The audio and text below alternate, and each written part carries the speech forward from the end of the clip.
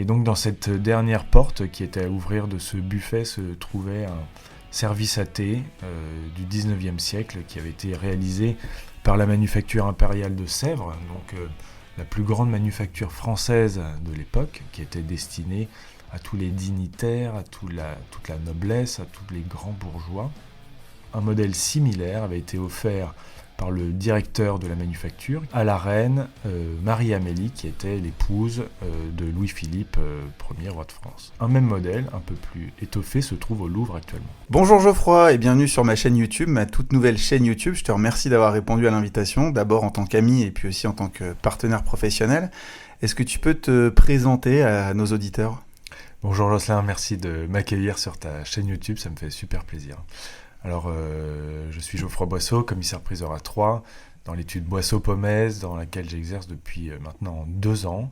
Et c'est une joie pour moi d'avoir intégré l'étude Boisseau-Pomez, puisque c'est une entreprise familiale qui a été créée par les grands-pères Boisseau et Pomez. Donc, à l'heure actuelle, nous sommes la 3e génération de commissaires-priseurs à exercer. Ok, donc une histoire ancrée localement, puisque c'est né à Troyes. C'est né à Troyes, et oui, complètement ancré à Troyes depuis 1962, et pour longtemps encore, j'en suis certain. D'accord, bon bah Joya, j'espère qu'on pourra un jour dire qu'on existe depuis comme 60 ans, comme vous, très bien. Je vois que tu es venu avec ton arme. Mon arme, oui, le marteau de commissaire-priseur, qui sert à prendre les enchères, à pointer les clients pour leur poser des questions, pour leur demander s'ils veulent enchérir, et puis surtout pour adjuger et ensuite valider la vente aux enchères. Donc les magiciens ont leur baguette magique, et les commissaires-priseurs ont leur marteau. Ok, donc très utile en négociation. Si jamais tu en as un en rab, moi je veux bien, pour certaines négociations immobilières, je pense que ça pourrait nous être utile. Je te le prêterai sans problème. Ok, très bien. Donc le métier de commissaire-priseur, en quoi ça consiste exactement ? Donc les commissaires-priseurs sont des personnes qui sont des officiers publics et ministériels, donc ce sont les spécialistes de la prisée, de l'estimation et de la vente aux enchères. Voilà. Okay. Un petit peu comme les agents immobiliers, donc comme toi dans l'immobilier, vous travaillez avec des mandats, nous sommes aussi les mandataires de nos vendeurs pour qui nous vendons les objets et défendre leurs intérêts. Voilà. Donc vous vendez quoi exactement ? Le commissaire-priseur a la spécificité d'être spécialisé pour tout ce qui est meubles corporels, c'est-à-dire les tableaux, les sculptures, tout ce qui est mobile, donc les bijoux, les voitures, contrairement à toi, dans l'immobilier où tu fais uniquement la maison. La maison, voilà, okay. Les appartements. Voilà. Ok, très bien. Donc je sais que pour beaucoup, les ventes aux enchères, c'est ce qu'on voit à la télé, des très grosses ventes, des très gros prix.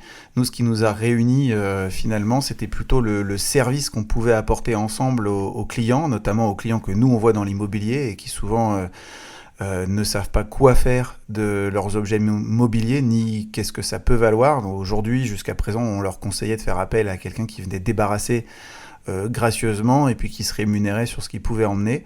Donc pour eux c'était, ou parfois même un coût d'ailleurs, puisque gracieusement c'était quand on avait de la chance et parfois il fallait payer pour qu'on vienne récupérer nos objets. Et là en fait, en discutant avec toi, on s'était aperçu que finalement ton regard pouvait amener nos clients à gagner de l'argent grâce à leurs meubles. Complètement, trouver des solutions qui sont toujours les mêmes, la valorisation du patrimoine et défendre l'intérêt de nos clients. Toi, tes clients ont une maison qui regorge d'objets, puisque accumulation d'objets hérités du grand-père, des parents, alors que les jeunes sont déjà meublés ou préfèrent des choses un peu plus neuves, modernes. Et l'idée, c'était justement de redonner vie à tous ces meubles qui sont parfois voués à la destruction ou à des débarras. D'où l'intérêt de faire ce partenariat ensemble, de trouver des solutions qui sont bénéfiques pour tout le monde et valoriser le patrimoine tant immobilier que mobilier de tes clients. Et ça coûte quelque chose de faire appel à un commissaire-priseur pour valoriser son patrimoine mobilier ? Rien du tout, les estimations sont gratuites et puis la manière dont on fonctionne est très pratique puisque les agents peuvent envoyer des photographies, ce qui permet d'avoir déjà des idées plus précises que des mots. Et ensuite, s'il est nécessaire, de s'y déplacer pour examiner plus en détail. Ok, très bien. Est-ce que tu peux nous dire un petit peu comment ça se passe d'un point de vue sentimental, puisque tu parles d'objets qui appartiennent aux générations précédentes, etc. Moi, je vois quand on rentre des maisons à vendre, parfois on a des cas réjouissants de naissance, de mariage, de changement professionnel, et puis parfois d'autres situations personnelles plus compliquées. Et donc la maison, c'est quelque chose dans laquelle on vit, on a élevé ses enfants, parfois on l'a construite soi-même. J'imagine que pour les objets, c'est pareil, il y a parfois des attaches sentimentales fortes. Est-ce que tu peux nous partager une histoire, peut-être un vécu semblable dans une vente ou un objet que tu as découvert? Ah d'accord, oui, absolument. Alors, après, va falloir choisir une, parce que toutes les affaires, toutes les personnes qu'on rencontre ont des histoires à raconter. Donc, s'il fallait en retenir qu'une, ce serait peut-être cette dame qui se séparait de la maison de sa maman, qui était décédée, hélas, et qui décidait justement de quitter la région pour le sud de la France. Grave erreur. Grave erreur. Grave erreur. On est très bien chez nous en Champagne. Et elle décide de me faire venir pour justement valoriser, priser, estimer les objets de sa maman, défunte. Alors comme dans toutes les maisons, des objets courants, mais aussi des objets intéressants, des tableaux. La visite de la maison s'achève. Il reste un dernier meuble, donc un buffet en bois d'époque Louis XV, c'était charmant. Et à l'intérieur, donc j'ouvre les portes de ce buffet. Il convient de préciser que tout ce qui n'avait pas de valeur, elle souhaitait à la base tout mettre à la poubelle et partir au plus vite. Voilà. Okay. Et donc dans cette dernière porte qui était à ouvrir de ce buffet se trouvait un service à thé du 19e siècle qui avait été réalisé par la manufacture impériale de Sèvres, donc la plus grande manufacture française de l'époque, qui était destinée à tous les dignitaires, à toute la noblesse, à tous les grands bourgeois. Et se trouvait à l'intérieur donc ce service à thé que l'on appelle le service au chinois, un modèle réticulé, donc charmant, et très rare, puisque un modèle similaire avait été offert par le directeur de la manufacture, qui s'appelait Monsieur Brognard, à la reine Marie-Amélie, qui était l'épouse de Louis-Philippe Ier, roi de France. Ok, donc toute une page d'histoire. Complètement, puisque le même modèle un même modèle, un peu plus étoffé, se trouve au Louvre actuellement. Voilà, donc je l'ai immédiatement reconnu, puisque ça fait partie des grands classiques de la céramique française. Et j'ai immédiatement demandé à la propriétaire de bien vouloir me le confier, ce qu'elle a eu la gentillesse de le faire. Des recherches pour retrouver les marques des personnes qui les ont façonnées, qui les ont dorées. Tout ça a été très codifié. Il a fallu avoir un travail de recherche monumental, mais on y est parvenu. Et le jour, on a fait la communication autour de ce bel objet. Et les enchères sont montées très fort et très haut, jusqu'à un peu plus de 8 000 €, ce qui n'est pas rien pour un objet qui était destiné à aller à la poubelle, je tiens à le préciser. Et aujourd'hui, puisqu'on vit dans un monde qui est dans une transition pour les commissaires-priseurs vers la digitalisation et des acheteurs qui sont internationaux, ce service à thé est parti en Asie, chez un collectionneur de porcelaine française. Ok, bah écoute, merci pour ce partage et tu fais une super transition sur la technologie puisque tu en parles. Nous aussi, en tant que professionnels de l'immobilier, on est constamment en train de se réinventer avec les nouveaux outils qui arrivent, avec la data qui est un gros sujet, ouais. savoir tous les combien de temps les gens changent de maison, quels sont les prix au mètre carré, qu'est-ce qui attire le plus, quels sont les investissements les plus rentables, etc. etc. Donc tout ça, c'est sourcé, c'est informatisé, ça nous permet de faire des ventes aussi en digital. Avec le Covid, nous on a réussi à faire des ventes à des gens qui n'ont jamais vu les biens qu'ils ont achetés. Sans les visiter. Si, mais grâce au vide virtuel. En fait, grâce aux caméras qu'on a, nous, on peut faire en fait une modélisation du bien qu'on a à la vente. Et les gens le visitent comme s'ils étaient dedans. Et ils ont aussi un plan 2D qui est généré automatiquement. Donc ça leur permet d'avoir le plan et l'intérieur à visiter comme s'ils y étaient. Donc ça c'est super, les outils nous servent. C'est bien quand ils sont au service de l'agence, c'est moins sympa quand ils essayent de le remplacer. Il y a beaucoup de startups, les disrupteurs de l'immobilier qui veulent remplacer l'intermédiaire. Et puis on s'aperçoit que ces mêmes startups très souvent arrivent à court d'argent, surtout en ce moment, et puis elles mettent au service des agences ce qu'elles ont créé pour essayer de les évincer. Donc bon, c'est tout, c'est un retour de bâton, un juste retour de bâton. Et toi, du coup, dans ton métier, comment ça se passe, cette digitalisation? Donc tu me dis, on vend à l'international. Donc vous vendez sur Internet en fait. Complètement, on vend sur Internet par des canaux qui sont très connus aujourd'hui, notamment le site Interenchères qui a une force de frappe internationale, puisque disponible dans quasiment tous les pays du monde, à la fois pour la publicité, voilà, c'est devenu un nom de référence pour les collectionneurs. Ok, c'est le site des... C'est le site français le plus performant. Voilà. Ah, donc c'est un site français. Et même l'un des sites européens les plus performants. Par exemple, il y a 2 ans, on faisait une vente de voitures de collection et un collectionneur a acheté cette voiture qui roule à présent en Californie. Voilà. Depuis la ville de Troyes, elle a fait tout le voyage pour retourner, pas pour retourner, pour aller directement en Californie. Donc c'est vraiment une transition dans notre métier de commissaire-priseur, où autrefois les ventes étaient très liées à des salles, à des commissaires-priseurs, et puis aussi au phénomène de localité de l'office. Les habitants de la ville allaient dans la maison de vente, et aujourd'hui, avec cette digitalisation, les clients, qu'ils soient vendeurs, qu'ils soient acheteurs, se situent dans toute la France et même parfois dans le monde entier. Les ventes ont lieu à la fois en physique, c'est-à-dire qu'on peut toujours, bien évidemment, venir assister à l'exposition préalablement à la vente, mais aussi le jour même de la vente, pour enchérir, lever la main et puis se faire proposer des enchères par le commissaire-priseur avec son marteau, et des adjudications aussi qui ont lieu depuis Internet, ce qui rend les choses beaucoup plus simples puisqu'il y a la possibilité de se rendre sur place, mais aussi la possibilité d'enchérir depuis chez soi. Donc en live, tout en même temps, les gens sont connectés et assis dans les fauteuils aussi face à toi demain. Absolument. Ok, super. Bon bah écoute, très bien. On a un phénomène aussi, nous, digital actuellement, lié à ton métier. Les enchères immobilières, c'est bien ça? C'est ça, exactement.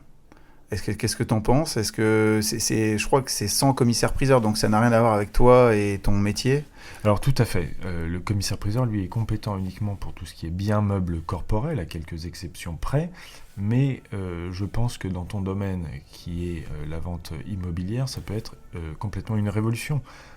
Puisque c'est la possibilité pour toi de mettre en concurrence divers acheteurs, divers intéressés, enchérisseurs en tout cas, pour un même bien, et le mécanisme des enchères va venir de manière croissante sélectionner, in fine, la personne qui sera la plus intéressée, qui aura le plus de possibilités d'enchérir.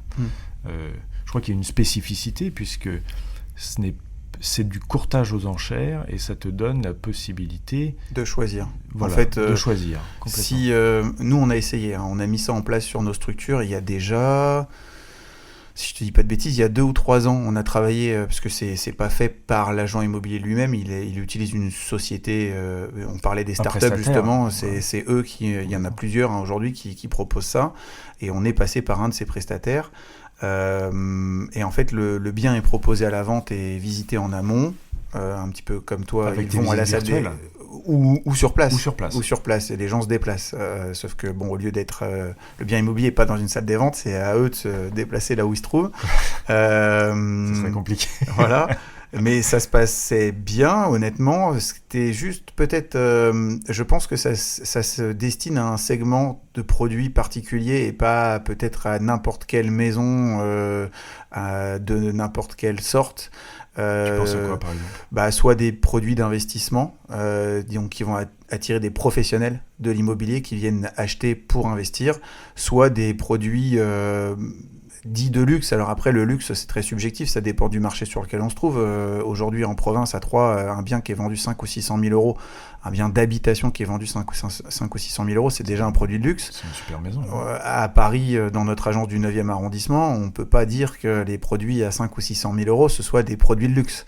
Voilà, donc si tu veux, c'est subjectif. Mais je pense que la maison, on va dire, commune de Monsieur Tout-le-Monde n'est peut-être pas le produit d'appel qui va générer le plus d'engouement pour ce type de vente aux enchères, de vente interactive.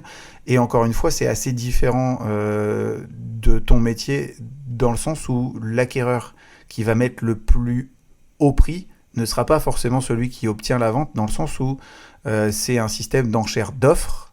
Et donc à la fin, il reste les meilleures offres. Et les meilleures offres, c'est parfois des offres en termes de prix, mais aussi en termes de qualité de dossier, puisqu'il faut... Du profil de l'acheteur. Voilà. Il faut que l'acquéreur soit le plus solvable possible. Et donc, parfois, je sais pas, une offre à 200 000 euros avec un financement par le biais d'un prêt bancaire en majorité, voire en totalité, ou une offre à 190 000 euros à l'aide de ses deniers personnels, donc sans aucun risque de refus des conditions suspensives, peut-être que c'est plus intéressant d'opter pour l'offre qui est 10 000 euros plus basse que pour celle avec le risque immédiate. Voilà. Donc, écoute, c'est un système qui vaut qu'on y prête attention. On l'a essayé. Je sais qu'aujourd'hui, d'autres professionnels, que ce soit localement ou au niveau national, l'ont mis en place aussi dans un marché en plus qui est un peu moins liquide. Donc, il faut aussi qu'on sache se renouveler et se réinventer. C'est pas dit qu'on n'y revienne pas, nous, dans nos agences, pour remettre en place cette solution. Si vous qui nous écoutez aujourd'hui, vous pensez que c'est quelque chose d'intéressant, si vous avez envie de commenter ce système de vente, n'hésitez pas à nous poster un commentaire sous cette vidéo. Voilà, il n'y a plus qu'à se relancer alors. Ouais. J'aimerais bien un autre sujet aussi. On parlait tout à l'heure du service AT de ta cliente, des clients du coup aussi. De la reine Marie-Amélie, oui. Voilà. Et en fait, moi je vois, alors je suis évidemment l'étude Boisseau-Pommet sur les réseaux sociaux, je vois beaucoup de beaux objets et parfois des objets qui atteignent des prix assez conséquents. Et c'est ça qu'on retient des ventes aux enchères. Hein. On est tous dans l'espoir de découvrir un chef-d'œuvre. Voilà, c'est ça, le trésor.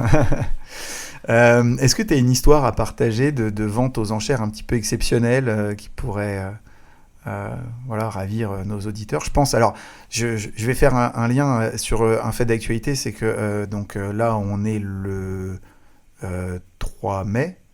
Il y a 2 jours, donc le 1er mai, il y avait lieu la première manifestation organisée par le garage Beltrame de pilotes qui a réuni qui a un succès. Exactement. Absolument. Je crois qu'ils ont eu plus de 10 000 personnes qui sont venues voir des voitures de collection. Alors, voitures de collection de toute époque et de toutes sortes. Et je crois que c'est un peu ta passion aussi. Et donc, voilà, le commissaire-priseur, ça peut aussi être sur des véhicules, du coup. Absolument. On va dire tout ce qui est mobile. Alors, on ne peut pas faire plus mobile qu'une voiture, qu'une automobile. Et effectivement, le commissaire-priseur est un petit peu comme le médecin généraliste. Il sait tout faire, ou en tout cas, il peut faire des recherches pour savoir. Mais on a aussi la possibilité de développer des spécialités, et depuis tout jeune, les voitures de collection me passionnent, et j'ai décidé d'en faire une spécialité au service de la maison Boisseau-Pommet. Donc, on est partenaire également des 48 heures automobiles, qui est un événement européen bisannuel. Et cette année, l'année 2024, a lieu la 21e édition des 48 heures automobiles, ce qui sera l'occasion de constituer une belle vente, qui sera un événement dans le grand événement des 48 heures automobiles, qui aura lieu le dimanche 15 septembre.